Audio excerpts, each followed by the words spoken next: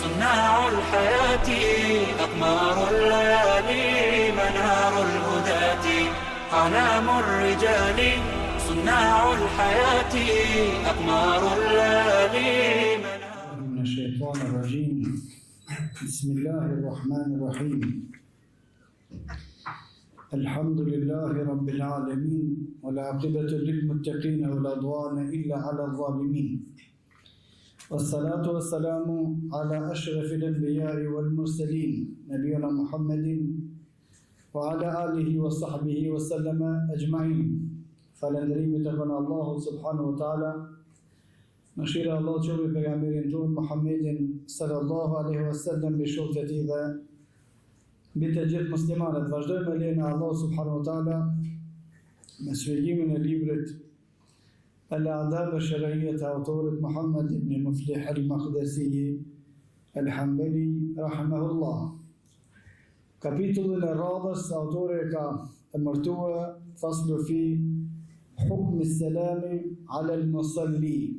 Kapitulli e dispozitës së dhënies së selamit atij i cili është duke u fal namaz. Aleikum selam wa rahmatullah. Wal mutawaddi dhe dispozita e dhënies selam të atij i cili është duke marrë abdes. Wal muadhdhin edhe dispozita e dhënies selamit të atij i cili është duke thirrë ezanin. Walakin edhe dispozita e dhënies selam të atij i cili është duke ngrënë ushqim, o al-mutakhalli edhe dispozita e dhënies selamit të atij i cili është duke kryer nevojat e veta fiziologjike. Dhe në fillim të librit e autori ka përmendur se qëllimi i librit ose përmbledhja argumenteve që i ka sjellë në këtë libër, autori ka dashur me sqaru ose me sqarue detyrimet, rregullat të cilat kanë bëjnë ndërmjet robit dhe Allahu subhanahu wa taala, rregullat që kanë bëjnë ose detyrimet që i kemi ndaj Muhamedit sallallahu alaihi wasallam, detyrimet që i kemi ndaj njerëzve në përgjithësi dhe detyrimet ose sjellja ose rregullat të cilat i kanë muslimanët mes vete, edhe prej temave të cilat i tregojnë disa prej rregullave që kanë të bëjnë me sjelljen e muslimanëve mes tyre, është dispozita e dhënies së selamit, por autori nuk e shpjegon në këtë temë çështjen e selamit, edhe rëndësinë e selamit, edhe dispozitën e selamit, çështje të tjera të cilat kanë të bëjnë me përshëndetjen islame, assalamu alaikum wa rahmatullah. Nëse përshëndetja islame është simbol prej simboleve të fesë, përshëndetja. Assalamu alaikum është simbol prej simboleve të fesë. ومن يعظم شعائر الله فإن ذلك من تقوى القلوب. Thot Allah subhanahu wa taala, kushdo që i respekton, i nderon simbolet e Allah subhanahu wa taala, فذلك من تقوى القلوب. Kjo tregon se zemra e tij ka sinqeritet. Kuptimi kundërt kushdo që le kundër selamit është kafir, murted, për shkak se këto e pengon simboli i fesë. Kushdo që flet, qoftë direkt, qoftë indirekt, shpreh pakënaqësi rreth përshëndetjes islame, assalamu alaikum, ose e plota assalamu alaikum wa rahmatullahi wa barakatuh, kushdo që flet duke kundërshtu, qoftë në formën direkte, qoftë formën indirekte, për shkak se shpesh herë munafiqët i përdorin shprehjet rreth e rrotull për me dhënë një qëllim ose një shpjegim të caktuar për cilin Allah subhanahu wa taala na ka lajmëruar në Kur'an. Walau sha Allahu لعرفتهم بسيماهم po dëshironte thot Allahu Muhammedi sallallahu alaihi wasallam ta linte që ti njihni munafikët do t'i bënte Allahu subhanahu wa taala munafikët me shenja. Dhe duke e rrugës i kishme njoftë kush janë munafikët, por këtë nuk e ka bën Allahu subhanahu wa taala. Wala ta'rifannahum, por ju duhet t'i njihni ata fi lahni al-qawl, nëpërmjet formës se si flasin ata.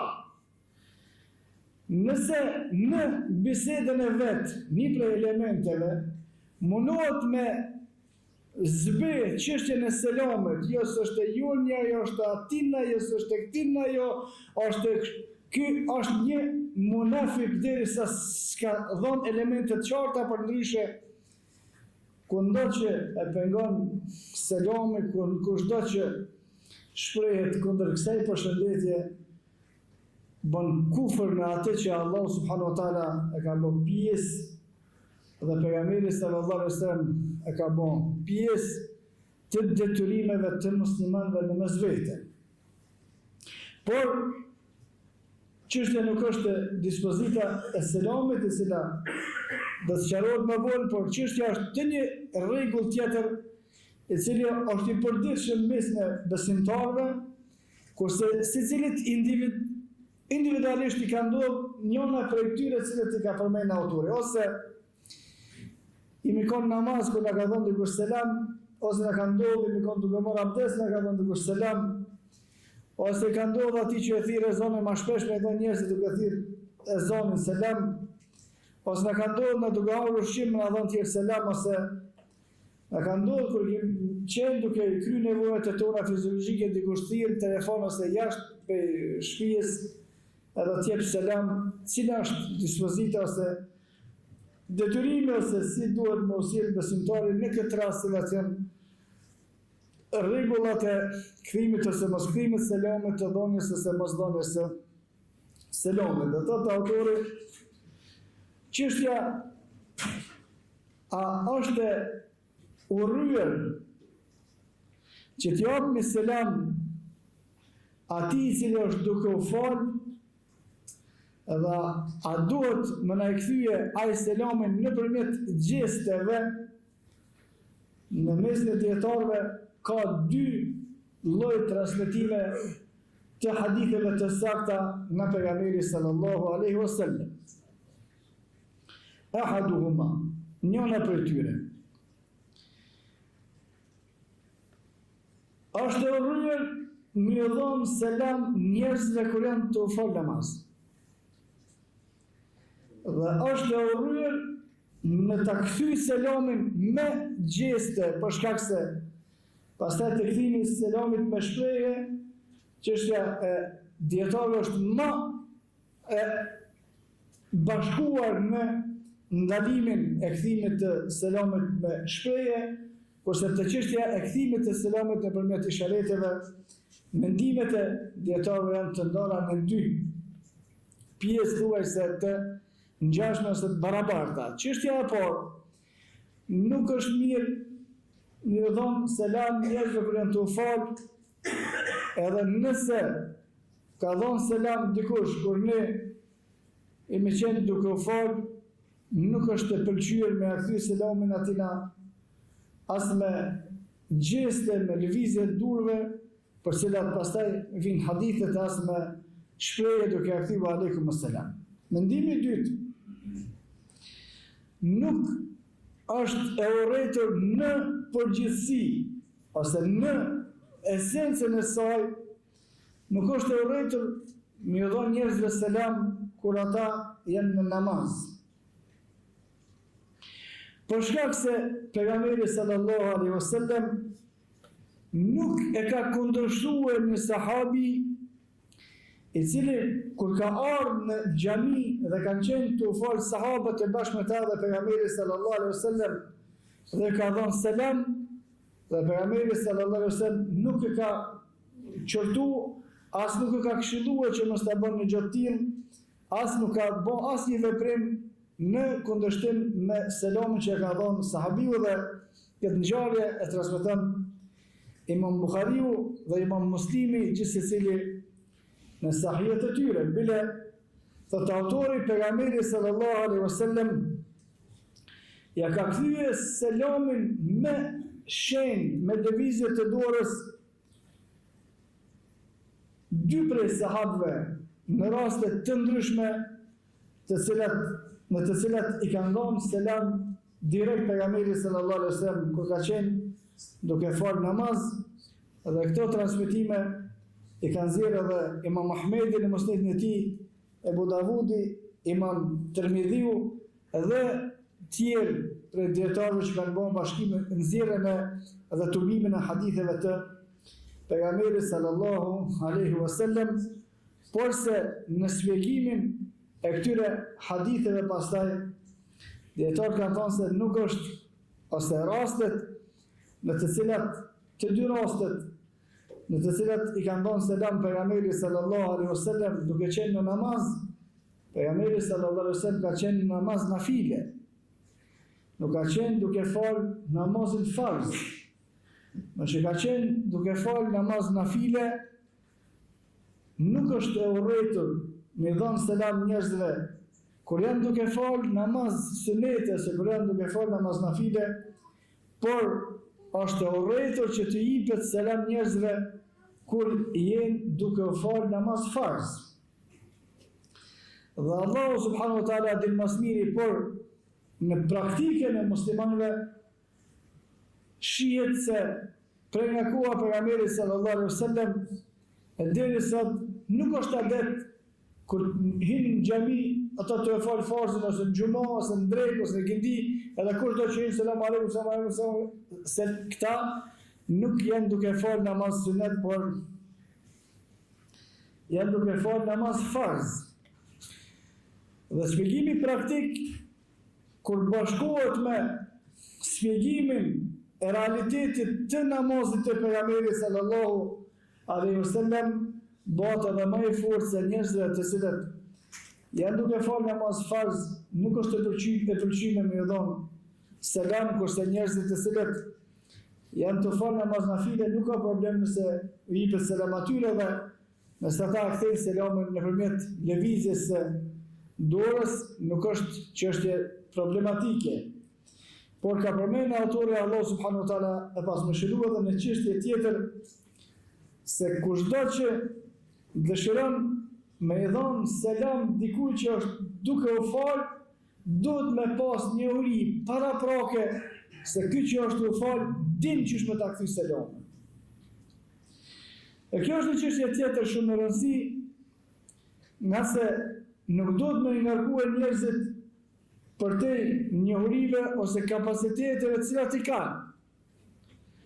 Nëse e njeh dikon që është i aft në leximin e argumenteve, i njohur se ka njohuri të përgjithshme rreth fesë, dhe kjo i bën se duhet më konë ose një figurë që është e ditur që ka dituri, ose duhet më konë dikush për atyre se ti njeh.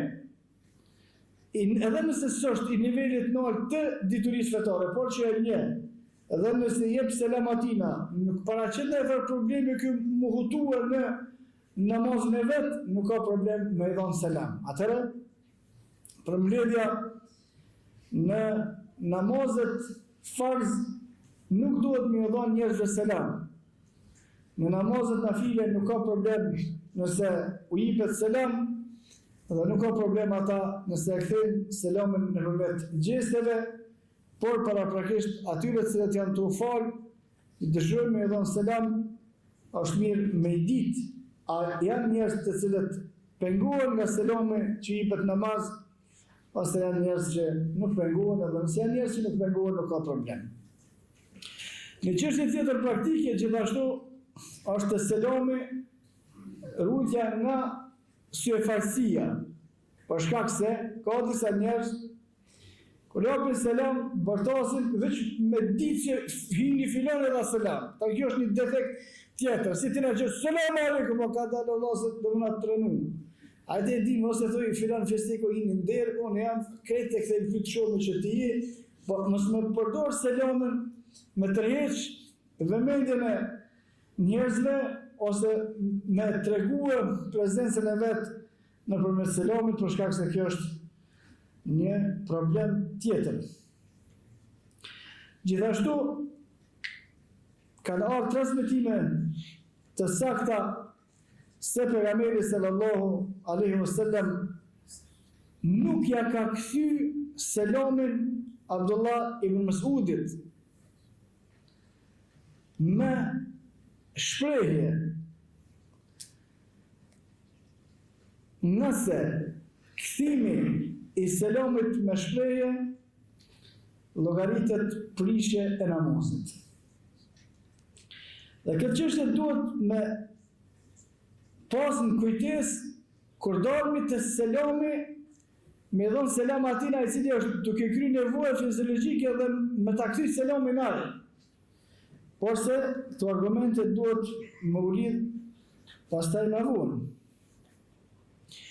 Allah ibn Mas'udi i ka dhënë selam pejgamberit sallallahu alaihi wasallam, duke qenë pejgamberi sallallahu alaihi wasallam në namaz, dhe pejgamberi s'ka bo as lëvizje nëpërmjet gjesteve, as nuk i ka kthy selamin me gojë, derisa e ka përfunduar namazin pejgamberi sallallahu alaihi wasallam, pastaj u kthye ka Allah ibn Mas'udi dhe ka thonë wa alejkes selam.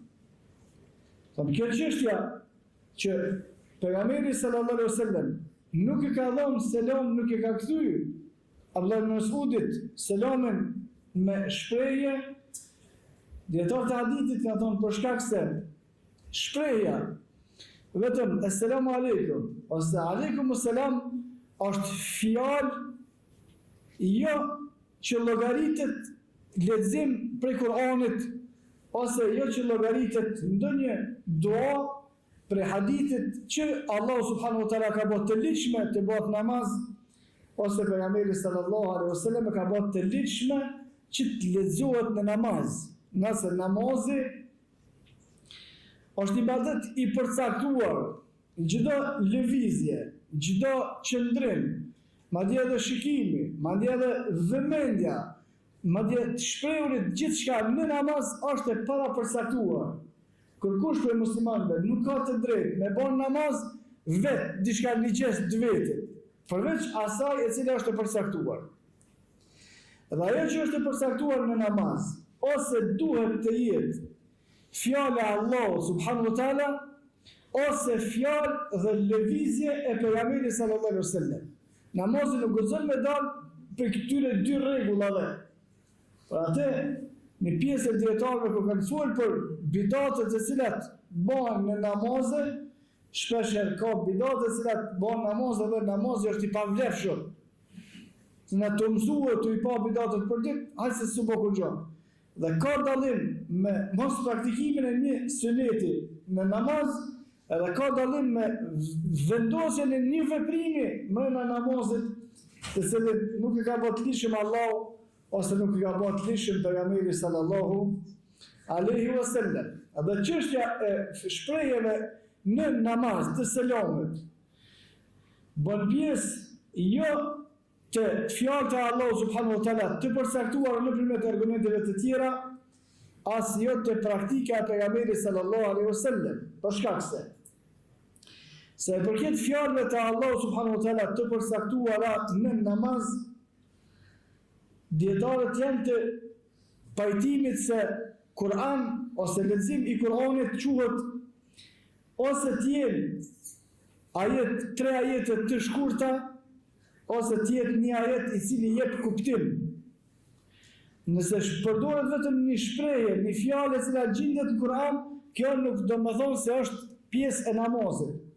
Çka fjalë gjendet në Kur'an? Gjendet në Kur'an, mirë, po nëse e thuan namaz, nëse e thuan namaz të veçuar, nuk është pjesë e namazit dhe e prish namazin. Dhe kuptimi i kësaj është i thjeshtë.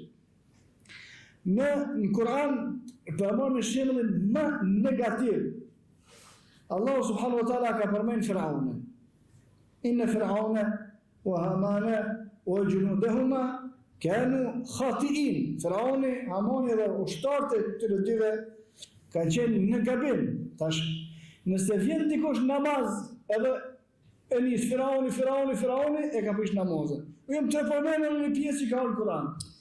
i të përmend një pjesë që ka në Kur'an, është e vërtet, por kjo nuk përbën ajet kuranor ose pjesë të leximit të Kur'anit derisa nuk është komplet që jep kuptimin dhe ai duhet të jetë një ajet i gjatë ose duhet të jenë 3 ajete të bashkuara të shkurta të cilat japin kuptim. Për shkak se në shumë raste nxjerrja e fjalëve të shkurta mundet me e prish komplet kuptimin e me prish komplet fen me nxjerr për imanin të krejt për e tyre në Kur'an Allah subhanahu wa taala një prej pjesëve thotë e amelu ma shi'tum, bëni çka duni. Edhe nuk nxjerret që kjo fjalë me thonë se Allah subhanahu wa taala ka thonë Kur'an bëni çka duni.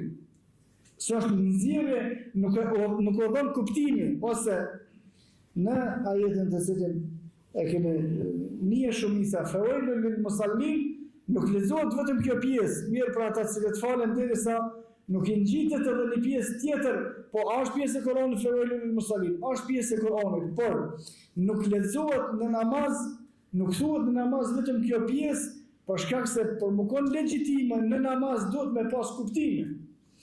Dhe selami si shprehje është e përmendur në Kur'an. Çish është e mundur që gjatë namazit me përdor një shprehje e cila është e përmendur në Kur'an dhe e prish namazin për shkak se është nxjerrje e asaj e cila është me kuptim ose nuk është praktike pejgamberit sallallahu alaihi wasallam.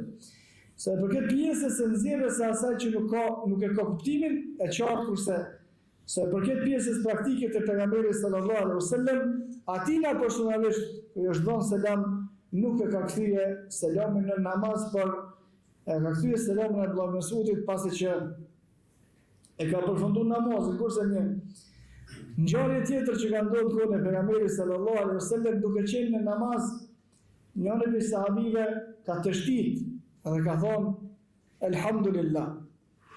Tjetri sahabi që ka qenë në namaz i ka thonë erhamukallah. Pasi që u kry namazin, pejgamberi sallallahu alaihi wasallam nuk ka folë me atë që ka tështit dhe ka thonë elhamdulillah, për shkak se kjo shprehje e plot që jep kuptim falënderimi i takon Allahut.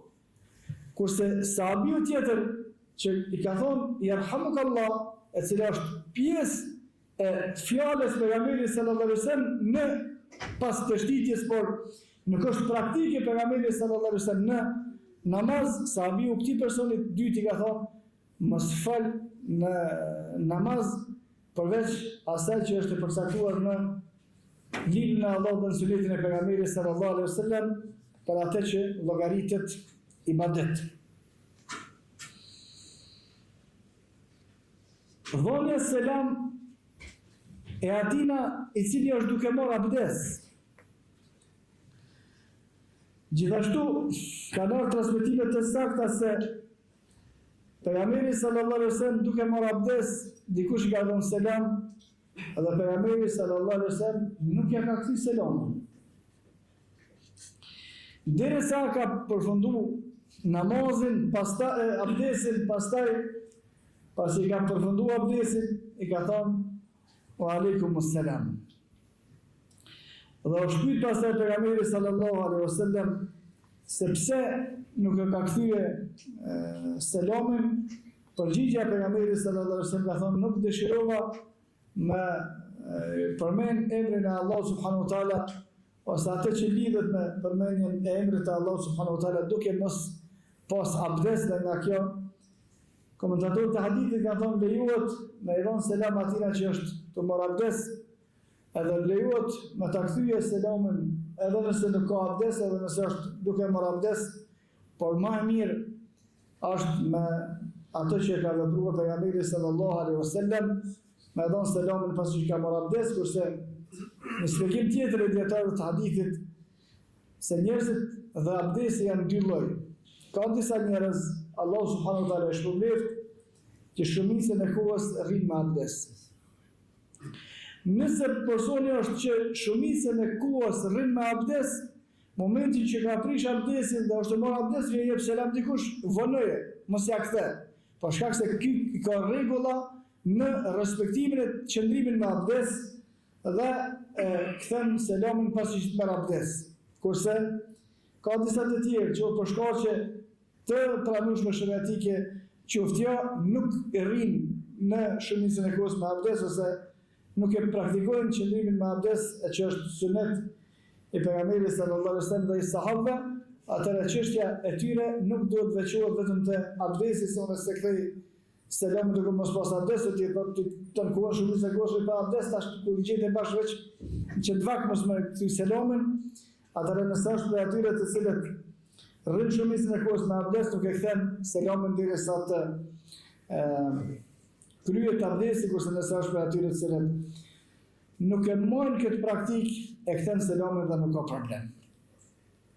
Çështja e dhënies selam të atij i cili është duke thirrë ezan, gjithashtu, ose çështja e dhënies së selam atij ose edhe kthimi i selamit të atij i cili është duke bë ikamet.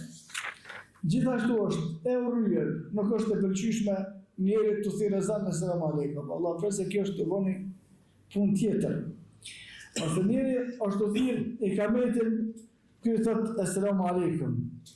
Atëra çështja më parimore dhe më e mirë është kushdo që është duke thirrë ezanin, mos me i dhënë selam derisa ta përfundon atë, kurse kushdo që është duke thirrë ikametin pastaj në disa transmetime ka dispozita më të rrepta se sa ezani, për shkak se në çështjet e ezanit ka hapësina edhe për të dispozitat e tjera, kurse pasi që të bëhet ikameti, hapësina për dispozita është shumë më ngushtë. Pra çështja e ikametit gati se nuk e ka mri tjetë pjesë përbërëse me namazit. Gati se nuk është pjesë e domosdoshme e namazit, por është më specifike dhe ka rregulla më të veçanta se sa çështja e namazit. Dhe rregullat specifike të veçanta në shumë prej tyre abdesi, për tyre largimi për xhamisë, për tyre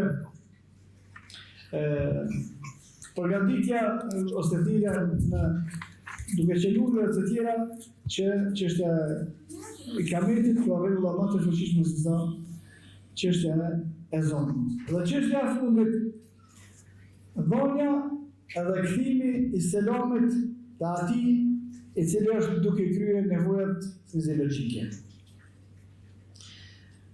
E ka përmend Imam Ahmedi, Allahu subhanahu wa taala pas mëshirua, në një transmetim se pejgamberi sallallahu alaihi wasallam nuk e ka kthyer selamin kur i ka dhënë dikush selam dhe ky ka qenë duke e kryer nevojën e tij fiziologjike.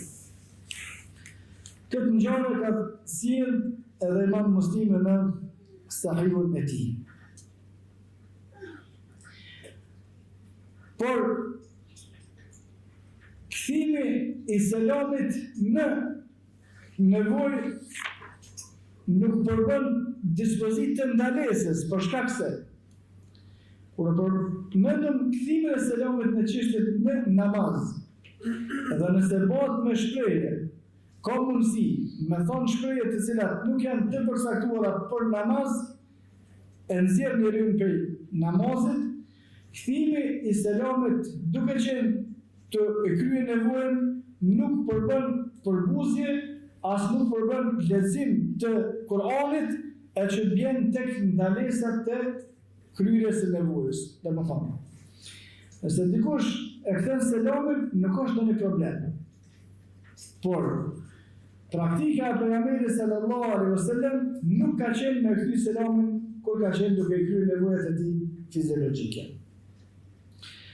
Çka duhet me vepruar nëse dikush thirr fizik ose dikush thirr në telefon, edhe çështja është urgjent, duhet me qenë. Ti e qenë telefonin e selam aleikum, ky metet s'di çka më vonë. Çështja e parë nuk është asnjë problematik me thonë atina, jam në banjo, s'ka problem. Se e thëtë smakte i selamun, mos ka po të fi, ka po këto, ka po ata 100 probleme, shkojnë në për shkak se fitnën e selamit, fitnja e selamit nuk është fitnë e frikë tash, që u shfaq. Kjo ka qenë qysh në kohën kur kanë qenë gjallë shokët e pejgamberit sallallahu alaihi wasallam. Jep selam, ai mua kia ta kthen se keni fit në botë, s'ma kthen selamën ku më di që nga bo, po ti Allah thuj, më thash selam se dhja mite ajo. Ta i dhon hapsin shejtanit pse s'ta ka kthy selamën, nashtë ka bo kështu, nashtë ka llogarit ashtu, të janë krejt mendime që ngjarjet e tilla kanë ndodhur me shokët e pejgamberit sallallahu alaihi wasallam. Pas dhëkës së pejgamberit sallallahu alaihi wasallam, por prej diturisë të tyre të saktë dhe imanit të tyre të fortë, ka qenë sqarimi. Unë të thash selam, pse a ma ktheve as ma ktheve? Nëse jo, pse s'ma ktheve? Nëse po, tash mund ta ktheva, po ti s'smin sa duhet, unë s'm shalom bozën, se më të vanë të kthy selam. Dhe nëse je çështja e parë, nëse nuk do të kthy selamën dhe kjo është praktika më e saktë që ka vepruar pejgamberi sallallahu alaihi wasallam, të paktën jep një sqarim për shkak se jam në pozitë ose jam në angazhim në cilin kthimi i kësaj përshëndetje nuk është i përshtatshëm për mua. Por edhe nëse kthehet nuk ka problem. Edhe nëse kthehet nuk ka problem. Këto janë disa prej rregullave të cilat duhet me i pas parasysh gjithë se cili besimtar që selami, përshëndetja është simbol për simboleve të fesë, nuk është asnjë kombi, nuk është e arabëve, nuk është kërkuna hiç, por është e muslimanëve, përshëndetje të cilën Allah subhanahu wa taala ka bërë të lishme në librin e tij dhe pejgamberi sallallahu alaihi wasallam në praktikën e tij. Nëse njerëzit janë duke folë namazë farze, është më mirë mos më thonë selam, nëse jepet selam në nafile nuk ka problem, nëse ta kthen selamin nëpërmjet gjesteve gjithashtu nuk ka problem. Kthimi i selamit me shprehje nuk është i saktë. Me i dhënë selam njerëzve të cilët janë të marrë abdes nuk ka problem. Kushdo që ka rregull që shënisën e kohës me abdes nuk e kthen, dhe kjo është praktika e pejgamberit sallallahu alaihi wasallam. E kthen pasi që të përfundoj abdesi, edhe në namaz e farz, nëse na jep dikush selam, nuk e kthej as me shprehje as me gjeste, e kthen pasi që të përfundon namazin, dhe kjo është praktika e pejgamberit sallallahu alaihi wasallam. Kushdo që jep selam muezinit nuk duhet me dhënë, për shkak se është angazhim tjetër, por nëse jep selam muezinit e kthen pasi që ta vitis e zonën dhe kametin, edhe të çështja e ushqimit gjithashtu, edhe të çështja e kryerjes së nevojës, kudo që na jep selam nuk paraqet ndonjë problem nëse ja kthejnë, por praktika e pejgamberit sallallahu alaihi wasallam është mos me kthye derisa kalon kjo gjendje. Wa qulu qawli hadha wastaghfirullah li wa lakum fastaghfiruhu li kulli dhanbin innahu huwal ghafurur rahim.